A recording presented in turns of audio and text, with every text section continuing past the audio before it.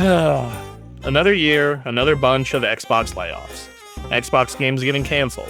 Xbox games performing and reviewing worse than they should. Xbox studios closing. I wish at this point I could say I'm surprised.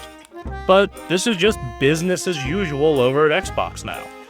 But what I am is tired. I am very, very tired.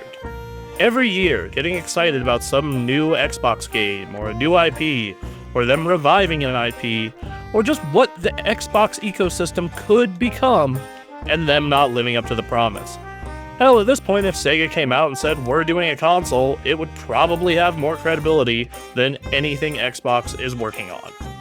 So instead of looking to the future, where all I see is a mediocre third-party publisher with some Xbox-branded PCs and PC handhelds, I want to take a look back at how the hell we got here. Now, during the Xbox 360 era, Microsoft was at the top of the mountain, innovating in every way possible, and had great games, but then fell off the mountaintop and broke every bone in their body on the way down.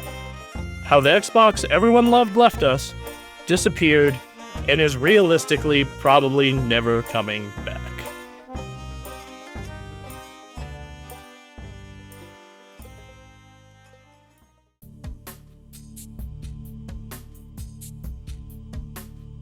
I know it may be hard to imagine now considering their current state and the last several years, but in 2009, Xbox and the Xbox 360 was the king of the gaming industry, especially with the enthusiast gaming crowd. They had a variety of great exclusive games like Gears of War, Halo, Viva Pinata, BioShock, Cameo, Mass Effect, Dead Rising, and so many more. They were the preferred platform for third-party developers, as the 360 was easier to develop for, and because of this, most third-party games ran better on Xbox 360. Xbox Live was a far better experience for online games than PSN. Xbox was courting indie developers and doing cool indie initiatives like the Summer of Arcade.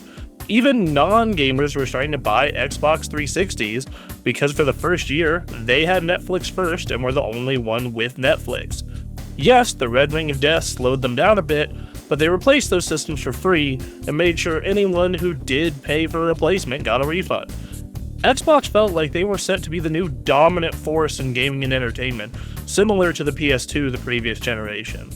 But it is at E3 2009, when the very first cracks in the foundation start to appear, that would eventually lead us to where Xbox is today. You see, while Microsoft did show a bunch of great games targeted at enthusiast gamers during E3 2009, games like Halo ODST, Forza Motorsport 3, Modern Warfare 2, Alan Wake, Shadow Complex, and Splinter Cell Conviction, they spent the last third of the show showing you Last FM for your Xbox, Facebook and Twitter apps for your Xbox, the thing that would end up becoming the Kinect, Project Natal. You ever wonder what the bottom of an Avatar shoe looks like? Well, bam! There it is. They had Steven Spielberg come out and talk about how video games are bigger than ever for some reason. And then they ended the press conference with a very creepy demo where Peter Molyneux is talking about spending time with a young boy named Milo through the power of Project Natal and how innovative it is. You like popsicles? Well, sure. And you need to come on down to the cellar. I got a whole freezer full of popsicles.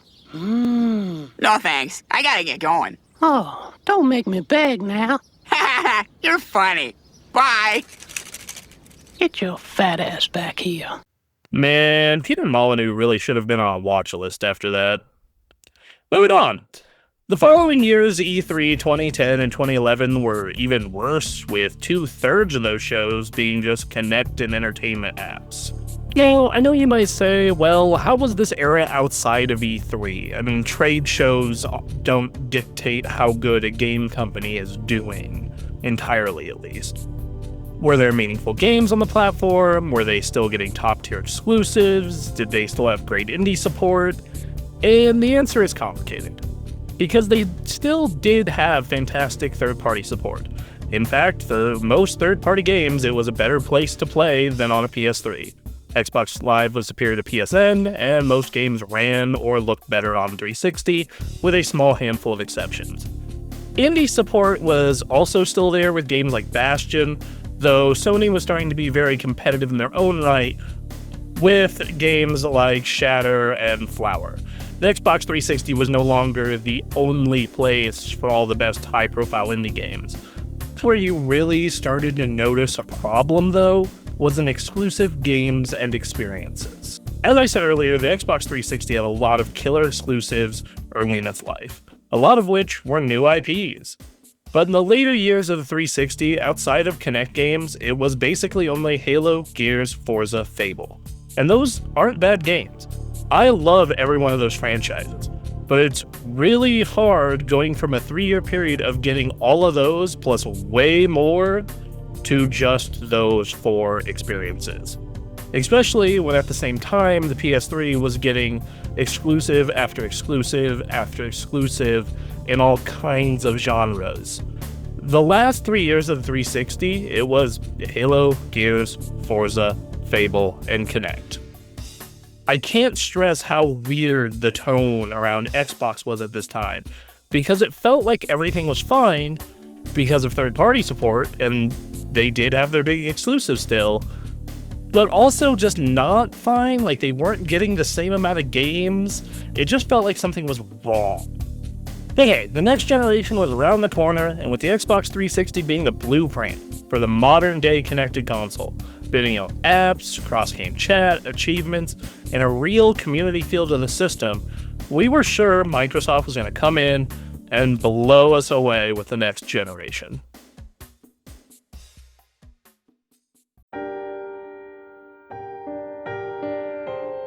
They did not. They didn't wow us at all. If anything, they'd made most people mad or depressed.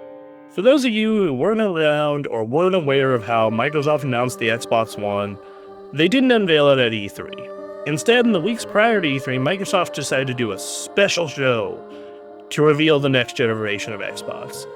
And words can't really do it justice.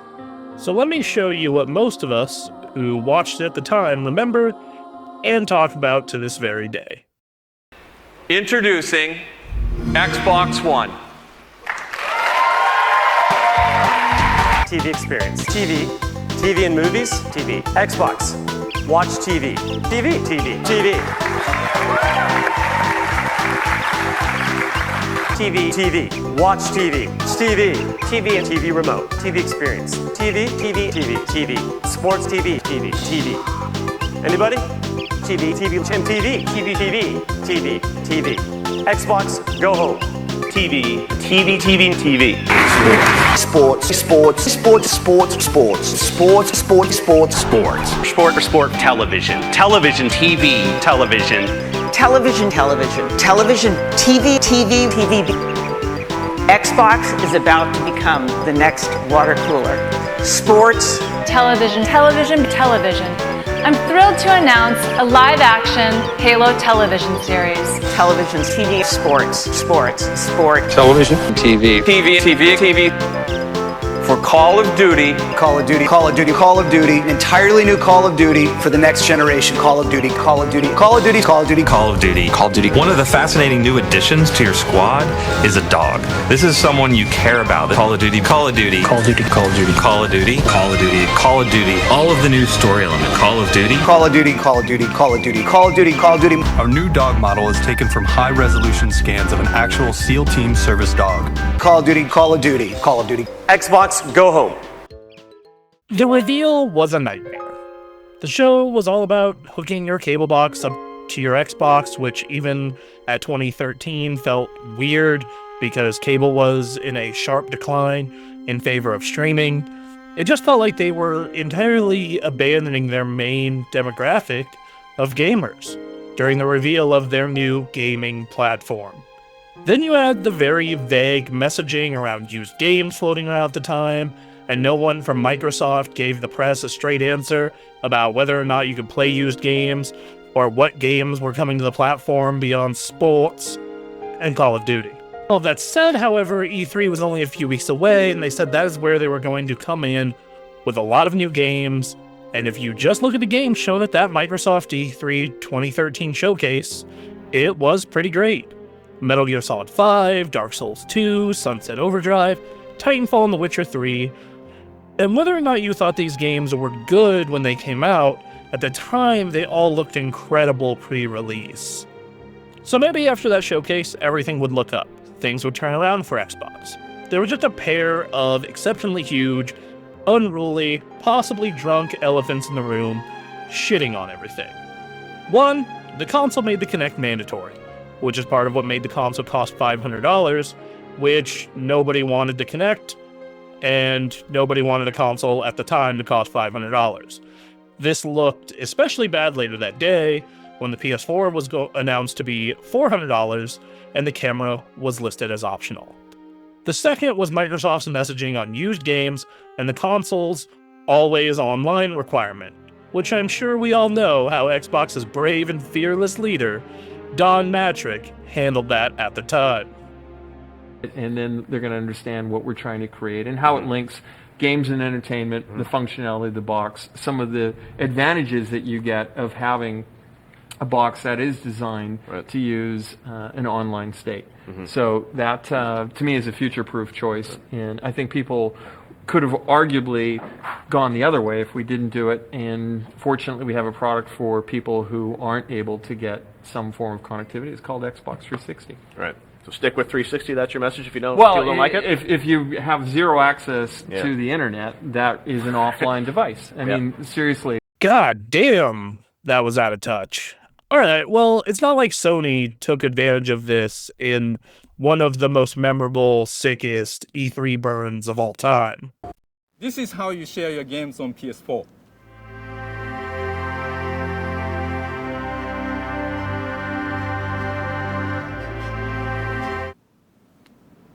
Thanks.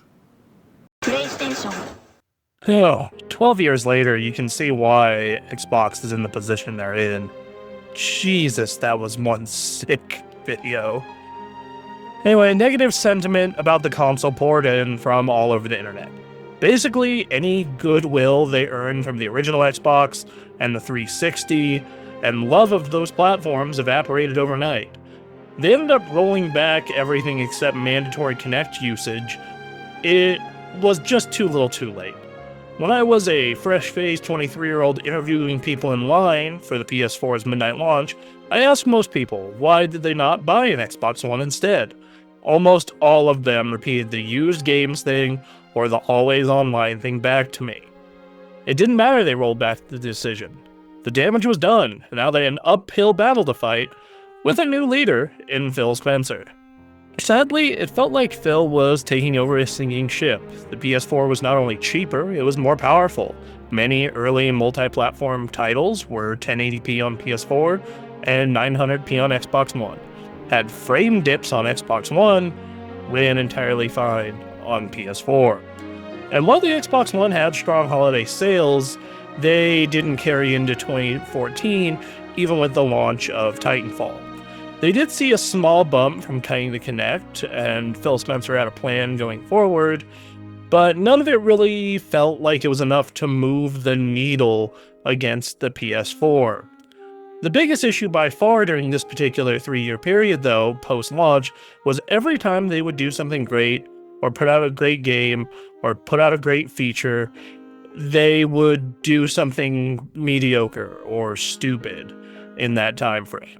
As a fan, it was just incredibly frustrating. Some examples of what caused this frustration is like in 2014. They put out Sunset Overdrive, a critically acclaimed new IP that was one of my favorite games of that year. But then the same holiday season, they put out one of the biggest disappointments of the past 15 years in Halo the Master Chief Collection. A game that was such a buggy mess, it took over 3 years to completely fix. 2015 and 2016, this trend would continue of one step forward, 2 steps back. They'd put out an amazing game like Ori and the Blind Forest, and then follow it up with a half-hearted lazy port job like Gears of War Ultimate Edition. They'd do a super cool feature like backwards compatibility that rewarded longtime Xbox players, but then put out a Halo 5, a game that lacked many core modes of previous Halo games, has what most fans consider to be the worst campaign in the entire franchise, and was just generally disappointing.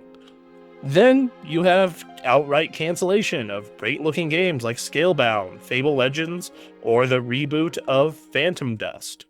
What made all of this so much worse is that PS4 also became the preferred platform for multi-platform games. They were getting the exclusive content for Call of Duty and Destiny. They also just looked and ran better on PS4, like I mentioned earlier, while at the same time getting a bunch of amazing exclusives more often and more consistently. Games like Uncharted 4 and Bloodborne, generation and genre-defining hits. Up until recently, you could say that 2013 to 2016 was easily Xbox's darkest years. With all of that said, though, there was still hope. Phil Spencer had a plan. He had a plan and a credit card.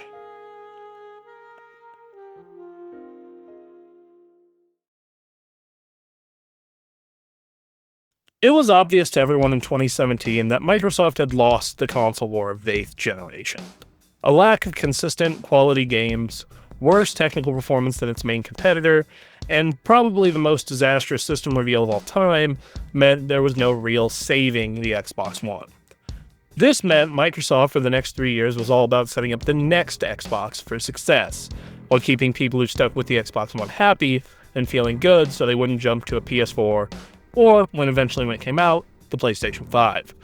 The first thing they did in early 2017 was announce Game Pass. For $10 a month, you got access to over 100 games with monthly catalog updates. The concept of a Netflix for video games was very novel at the time and extremely consumer-friendly.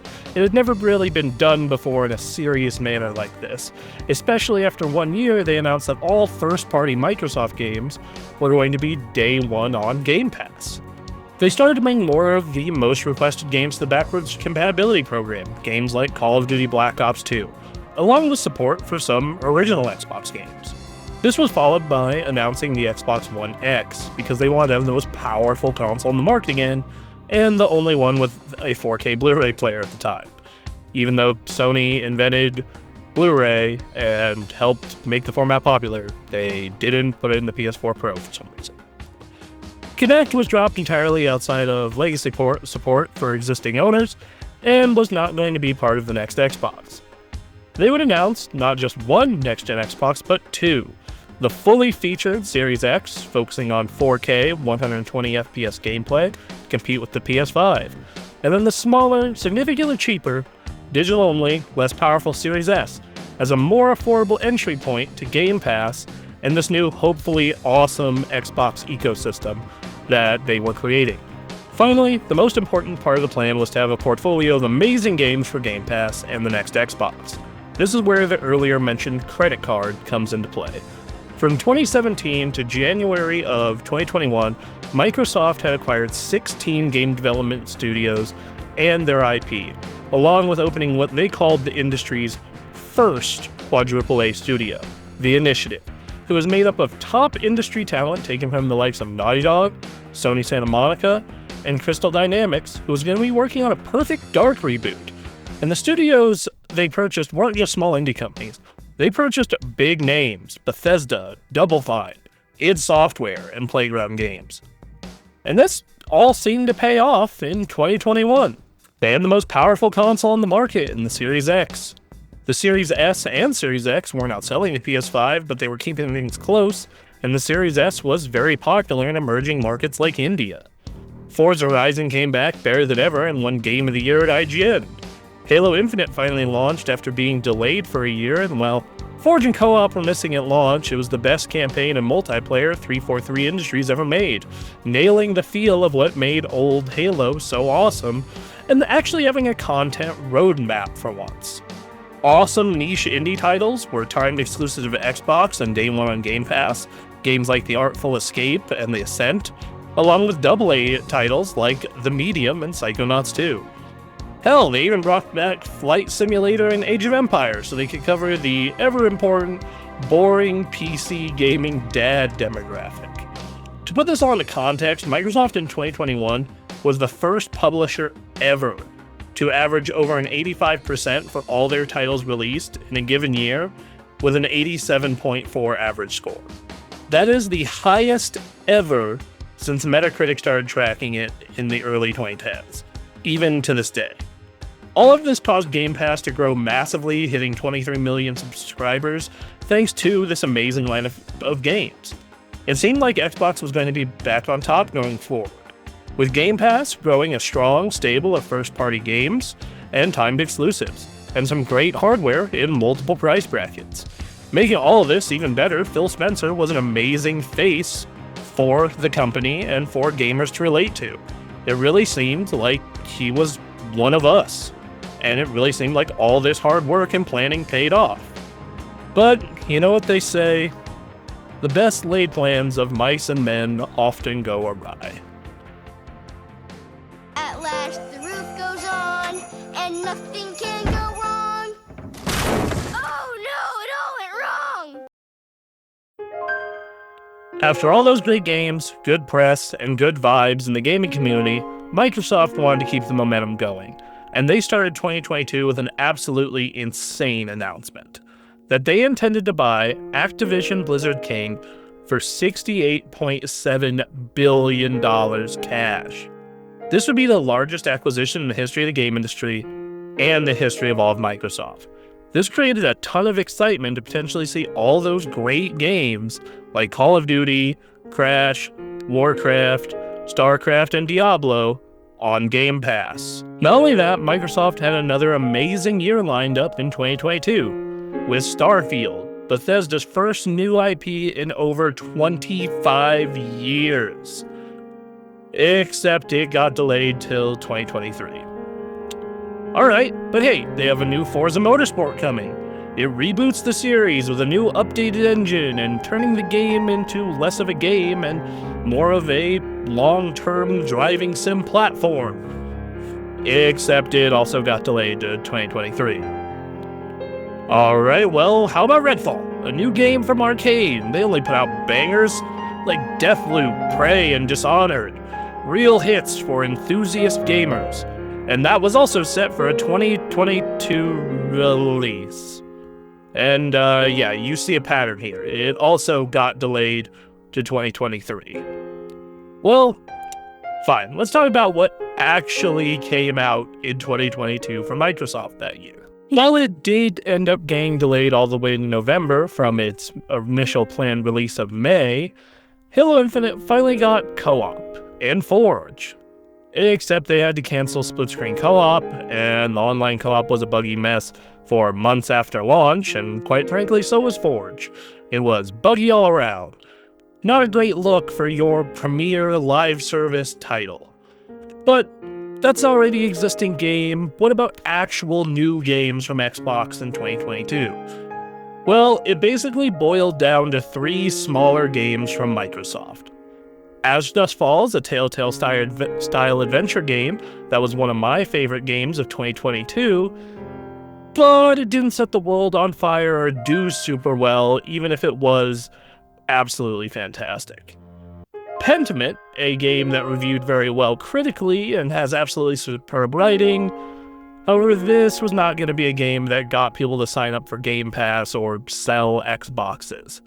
And finally, Grounded, which did fairly well, but it was also never going to be a game that pushed people to Game Pass or to buy an Xbox. And then you had some timed exclusives, but none of them were really that big or games that got people excited. Hell, for most of 2022, it was a dead year for Xbox. It just felt like something was wrong with the way their studios were being managed. Who knows what happened in 2022? It might have just been post-pandemic recovery, and 2023 was going to be amazing. It certainly felt that way with them shadow-dropping Hi-Fi Rush, one of the best games of the past 5 years out of nowhere, for only $30 in late January. Unfortunately, that wasn't the case. In May of 2023, Microsoft put out Redfall, and it was a failure in every measure. It sold poorly. It reviewed poorly with critics and fans. It was buggy and unpolished. It was pure, rushed out the door, live service slop. The nicest thing I could say about it is if you had Game Pass, you didn't have to pay for it. This was followed by Starfield, a game that, while not a disastrous failure like Redfall, was wildly disappointing. Starfield is a game that feels like it would have been one of the most impressive things that you had ever seen had it been released in 2015. Bethesda was once the innovator in the RPG genre, but it had fallen behind studios like Larian, who put out Baldur's Gate 3 weeks prior, and CD Projekt.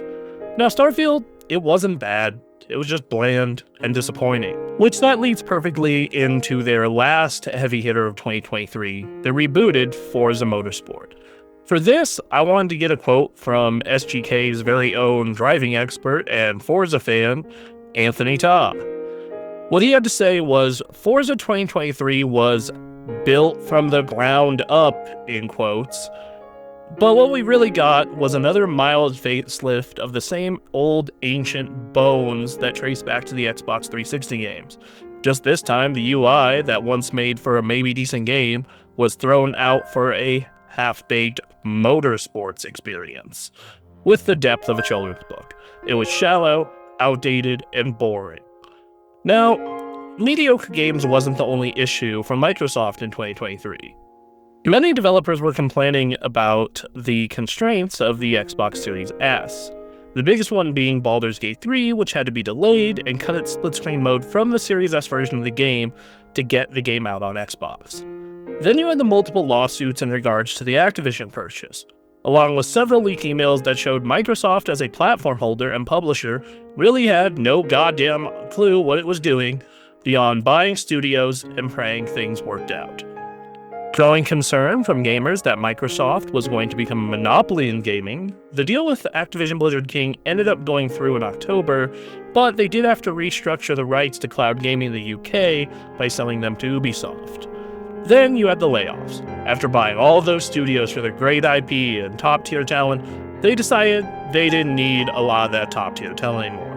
Microsoft laid off 4.5% of its workforce in 2023, and a lot of those hit the gaming division. The core Xbox team, 343 Industries, all of Bethesda and the Coalition were impacted, with 343 being hit the hardest, followed by delays or just lack of information on several announced games such as Perfect Dark, Fable, and Everwild.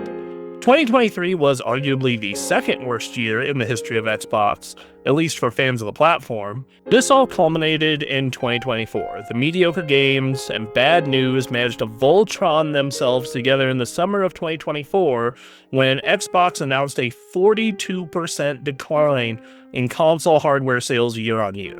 And while the games division was more profitable than ever, this was largely because of Activision's addition to the catalog more than anything Microsoft or Xbox did beyond busting out the credit card.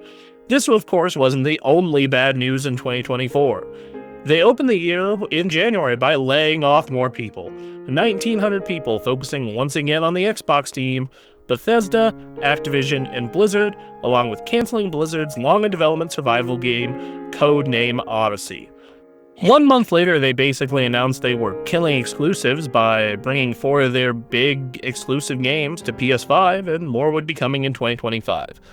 This was followed by shutting down 4 studios, one of them being Tango Gameworks, you know, the studio that put out the best Xbox game of the past decade in Hi-Fi Rush, and another being Arcane Austin, who co-developed Dishonored and Prey, 2 studios with tons of talent who you could use to, you know, make video games that you desperately needed. Xbox Live Gold was replaced with Game Pass Core, most likely in the hope of inflating stagnating Game Pass numbers. Speaking of Game Pass, it received its second price increase in as many years, upsetting many fans and believers in the service. And adding some insult to injury, Microsoft decided to shut down the Xbox 360 store, so you know all that stuff they were saying in regards to preservation was just a bunch of lip service. All of this was before August. What made it even worse, outside of Hellblade 2, a game that was largely disappointing outside of its graphics, Microsoft and its many studios didn't have a single release for the first half of the year. Game Pass was stagnating, games weren't coming out, and when they were, they didn't live up to expectations. Really, the only good news from the first half of 2024 for Xbox was their showcase. They showed some cool games, and that Perfect Dark finally showed off some gameplay and proved that it totally wasn't vaporware. Q3 and Q4 even had some real promise, with Stalker 2, Indiana Jones, Flight Sim 24, and Call of Duty Black Ops 6 all out before the end of the year, and day one on Game Pass. Most of those turned out to be pretty awesome. Hell, Indiana Jones was one of my favorite games of 2024, and they finally had momentum again. Would Microsoft finally go back to its 2021 form? Did the new hires from Activision finally teach Microsoft how to actually manage portfolio and run a video game business? The answer is no, probably not.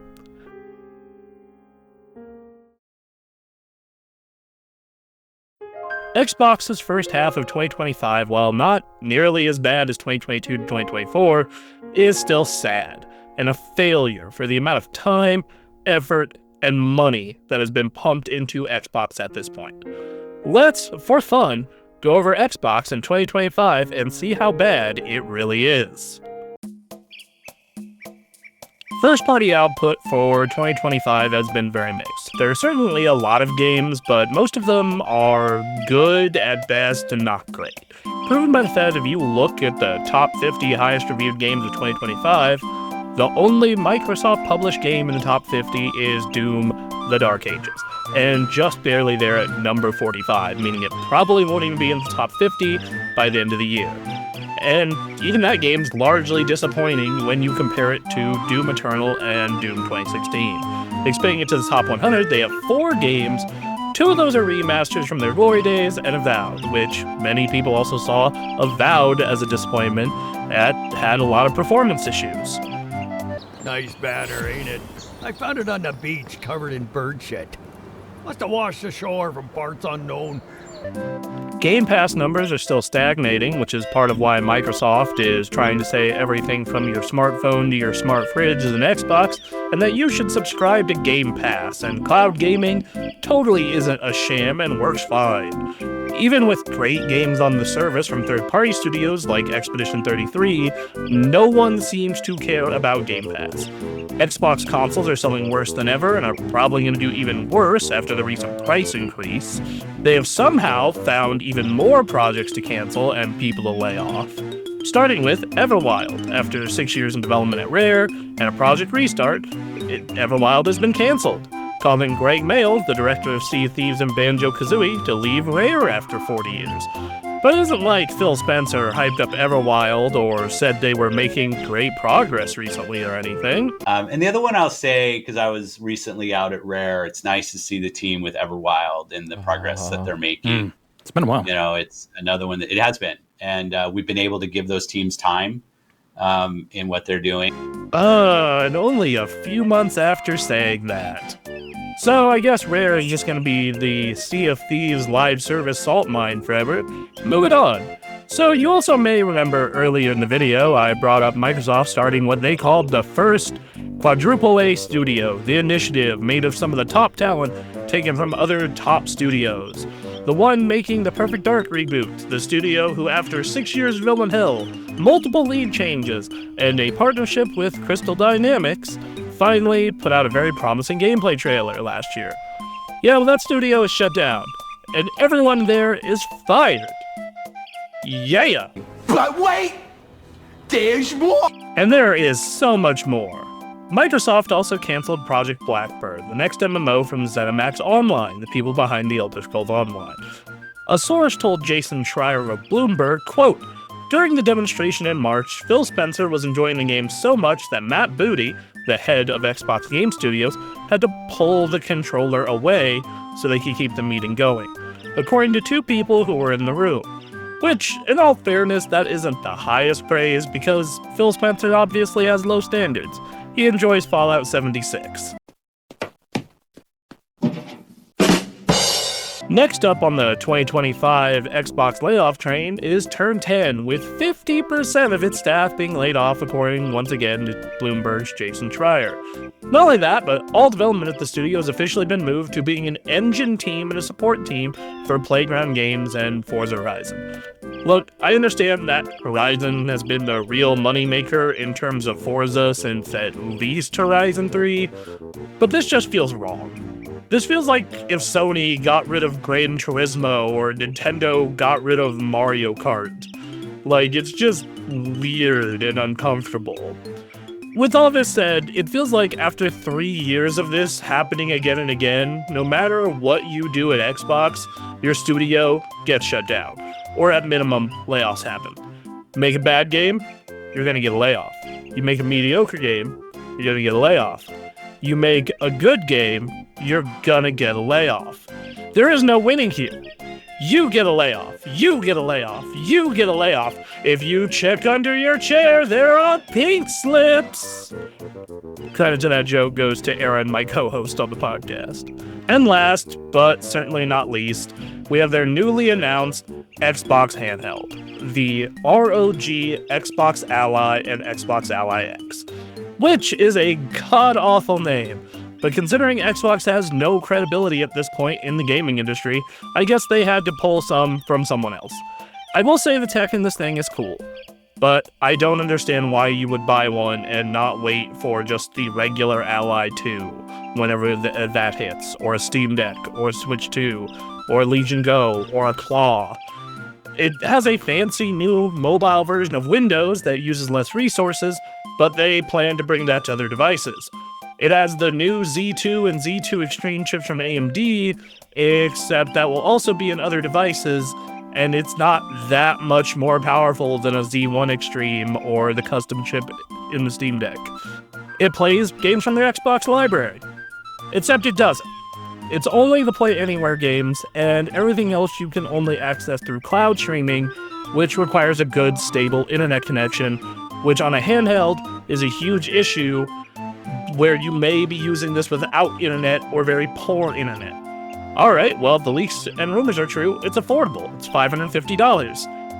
Yeah, except for the version you want that has better performance, a better battery, eGPU support, more storage, and better triggers, that's going to be most likely $900, which is double the price of a Switch 2, $350 more than a Steam Deck OLED. Yes, it's faster, but certainly not twice as fast, and if it's anything like the original ROG Ally, it could potentially have hardware issues that Asus, the hardware manufacturer, will not want to address, just like they didn't want to address the ones in the regular ROG Ally.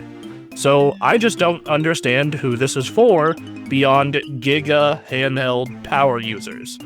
Because if you're a casual gamer, you're most likely going to buy a Switch 2 instead of either version of the Xbox Ally.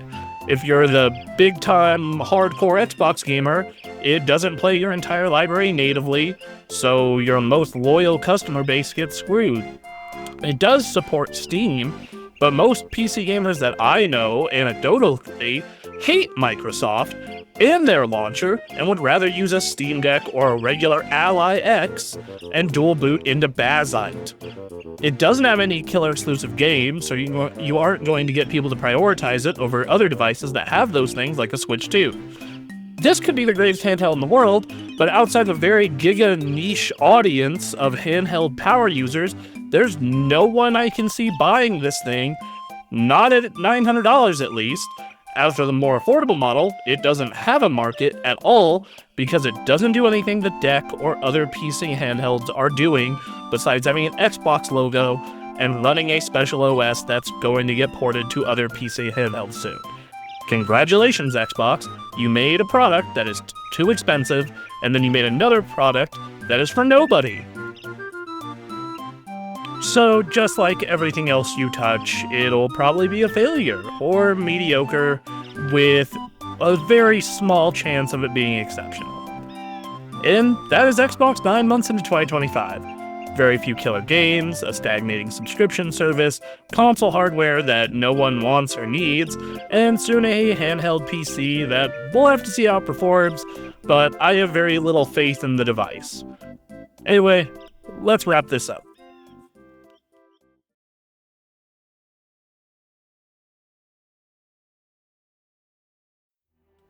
You know, I didn't make this video because I hate Xbox. I'm not a fan of Xbox and want them to do poorly. During the original Xbox and most of the 360's life, I was a huge Xbox fan. I still have my screenshots of my old Halo 2, 3, and Reach stats saved on my computer. I remember the launch of Halo 2 and being over the moon excited. Same with Gears of War, same with Halo 3.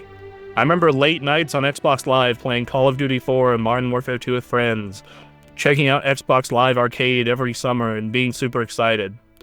And I really thought going into this generation, Xbox was going to upset the console market and gaming market with their portfolio of newly purchased studios and Game Pass. I was genuinely excited and thought they were returning to the glory days of the 360, where they were making great games, innovating in features and services, while being developer and gamer friendly.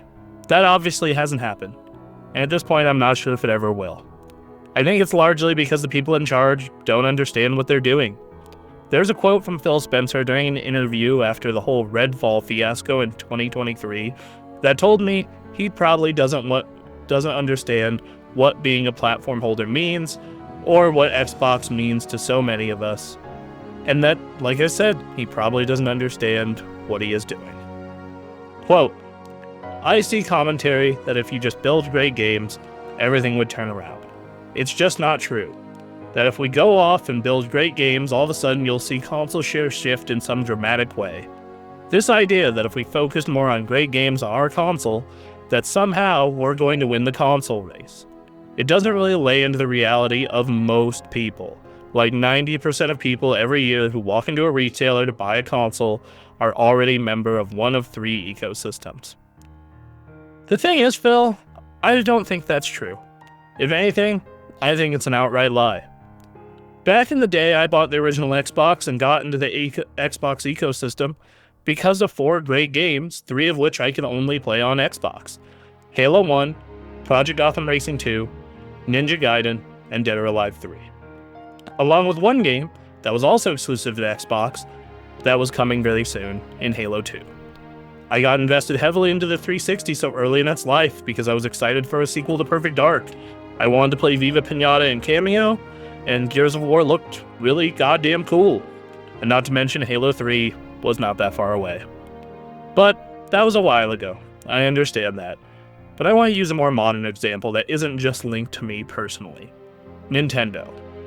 Nintendo has had a lot of controversy in relation to lawsuits, used games, their hardware, but even with all their issues, they keep selling hardware and games. And that's because they keep putting out genre-defining hits that most people love, and they do it year after year, and at this point, decade after decade.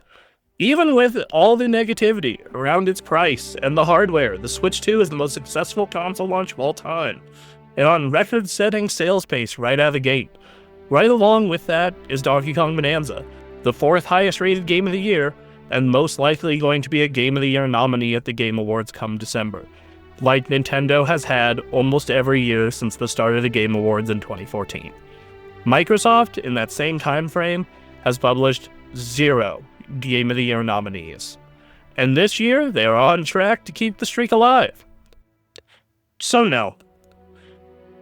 You keep a great game publisher, console manufacturer, store, or subscription service alive by having great fucking games, Phil.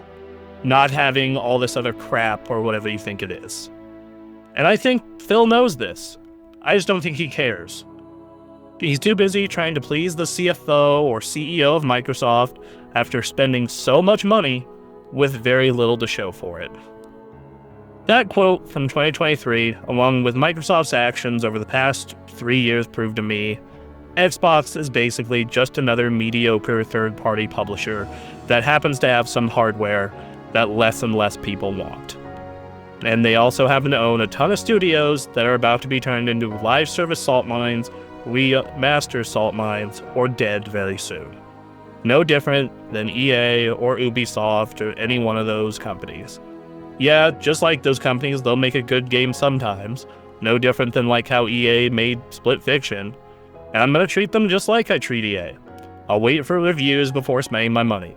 I'll buy all their games on any store but theirs, most likely Steam. Avoid their subscription service unless I want to try something on the cheap to determine if I want to buy it on Steam. and generally keep them at arm's reach until they prove to me that they can do better. And if they keep going the way they're going, I'm not going to call them Xbox anymore, because they're not the Xbox I want to remember, or the Xbox I loved.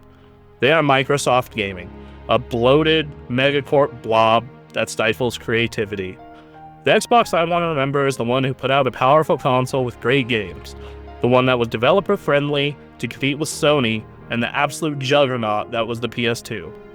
The console that lost, but then took those lessons to make the Xbox 360.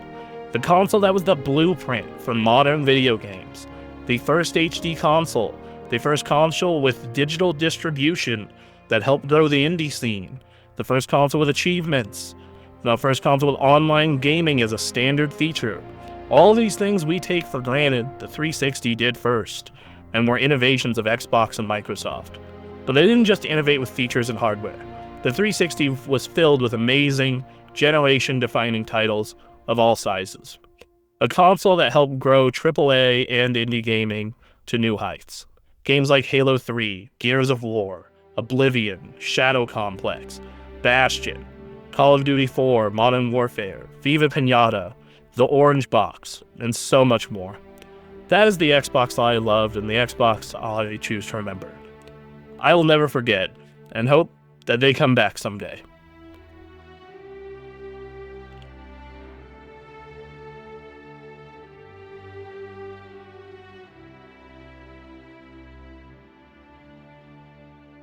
Hey, if you made it all the way here and enjoyed this video, please give us a like and a sub. It helps a lot. Maybe a comment. That'd be great. Also, hey, watch other stuff. I did another video essay on if Nintendo is good or bad for the game industry. Anthony does a lot of cool reviews. You should maybe check out our podcast channel. Those are all neat things. Anyway, thanks for watching, guys. Love you.